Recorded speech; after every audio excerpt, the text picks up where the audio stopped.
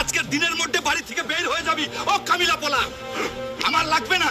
দেখ তোর ভাইকে সরকারি চাকরি করে। আজকে আমার সরকারি চাকরি নেই বলে বাবা তাড়িয়ে দিল।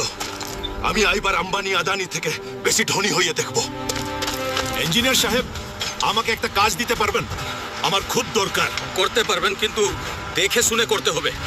ফুল ভাই, তোমার গ্রাম থেকে ফোন এসেছিল, তোমার বাবাকে হসপিটালে ভর্তি করছে। কি বলছিস তুই? ডক্টর সাহেব, কি হয়েছে আমার বাবার? হাল্ক, তোমার বাবার তো একটা হার্ট ড্যামেজ হয়েছে, শিগগিরই 10 লাখ জমা করো।